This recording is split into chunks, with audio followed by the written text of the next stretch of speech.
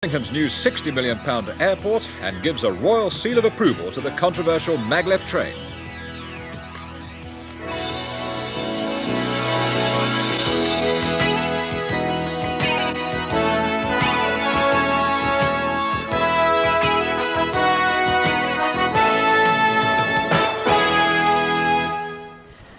We've got our eyes on the skies tonight, because in around a quarter of an hour we should see the start of a partial eclipse of the sun. That's why I'm here on top of Alpha Tower, hundreds of feet above Birmingham city centre. I'm hoping for a real ringside seat. That's of course if the clouds stay away. Well, to make sure they do, we've got weatherman Alan Brown and John Penny from the Birmingham Astronomical Society. We hope to see at least a bit of the eclipse live during the show. Of course, it can be very dangerous to watch it unless you take the right precautions, so we'll also be telling you about that. But meanwhile, with news of a big royal day in the Midlands, back to Bob. Yes, well, let's hope the weather stays bright for the next half hour and we get a good look at the eclipse. Because it's been a really sunny day and a royal day in Birmingham when the Queen officially opened the new Birmingham Airport. Thousands turned out to greet her, and the controversial Maglev train was on its best behaviour, as David Foster reports. The will it, won't it question was still unanswered this morning. Would the Maglev super train actually work? Well, they'd been there all morning testing, and as the Queen flew in, it sat stationary on the tracks and not floating gently above them. But the engineers were, as the papers put it, quietly confident. No one was placing any massive bets, though. All would become clear later. First, the Queen had to tour the building.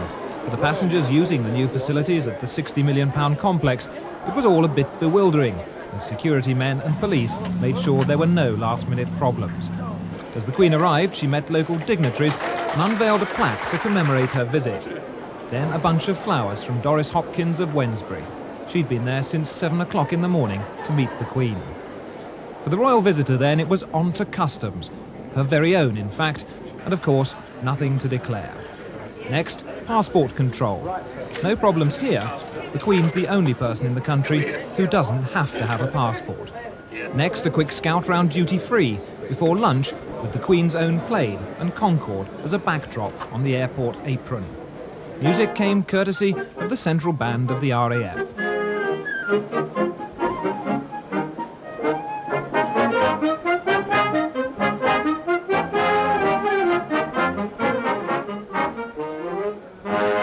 Much as the Queen said she was enjoying her day, she obviously has mixed feelings about airports.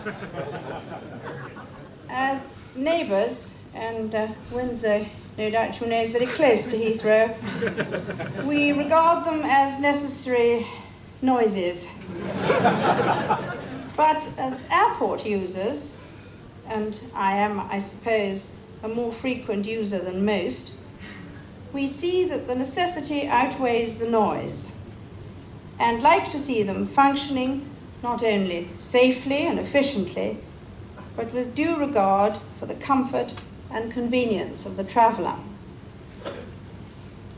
This splendid new terminal has obviously been built with these attributes much in mind. Then Maglev and the moment of truth. As engineers, we can never guarantee anything absolutely 100%. As I said once before in an interview, I'm not God, but we do our best. So you got your fingers crossed? Oh, yes. The half-mile ride from airport to railway station should have been simple enough, but so many orders were hanging on a successful launch that nobody wanted a repeat of the last VIP trip when the cab came to a sudden halt and passengers were thrown to the floor. Would it actually float?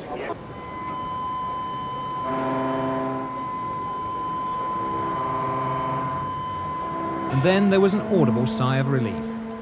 The Queen looked quite unperturbed and probably had no idea that the great question had at last been answered. Yes, it would.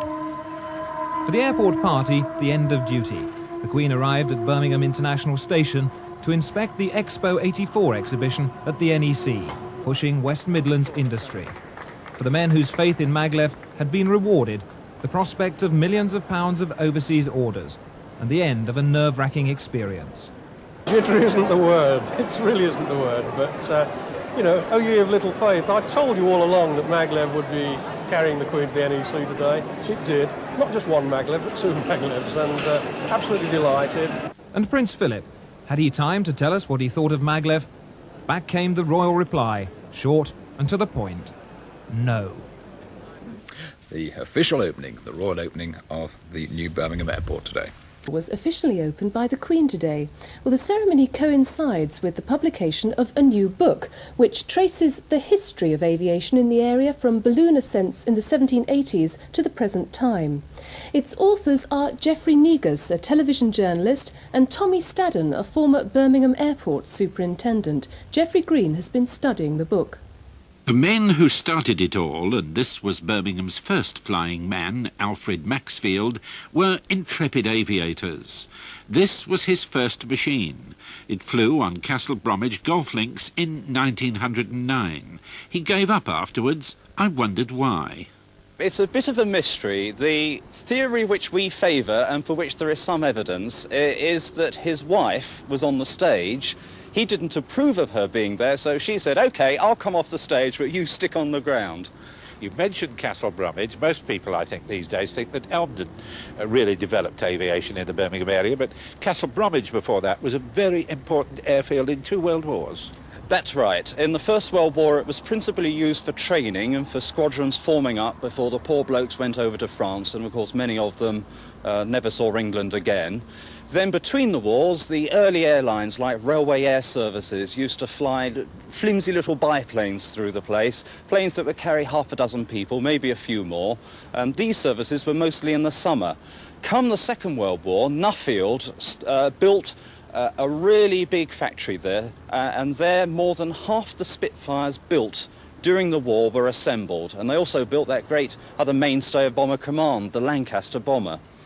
In fact, of course, Birmingham industry, Longbridge in particular, played a major part in 2 world wars in building aeroplanes. In 2 world wars, yes. In the First World War, supplying the Royal Flying Corps, then the Royal Air Force, and also some planes for abroad. Very flimsy aeroplanes. Their construction was very much similar to the construction of a car. They were the same trades, the same techniques. That all stopped, though, after the First World War. The numbers of aeroplanes required then were too small, and Austin just wasn't interested. Come, though, 1935, and we suddenly realise there's this chap Hitler causing a bit of trouble. They need aeroplanes in a hurry, so they start building Fairey battle aeroplanes at Longbridge. Later on, lots of Stirling bombers and Lancasters. But Longbridge was too small to fly them away from. Although there was an aerodrome, they had to bring them here to Elmdon and assemble them at a factory on the other side of the railway line, bring them over and fly them out of here. Elmdon has been the civil airport for Birmingham in the post-war years. Hasn't it developed rather slowly in relation to the second city? Yes, it has. I have to say that in many instances that's because politicians are just slow off the mark. The people of Birmingham have for too long regarded this airport as a liability. It's a fact. It makes a profit now. It takes, puts money into the rates. It doesn't take it out. It provides jobs, but always it gets me a bit angry, to be honest, Geoffrey.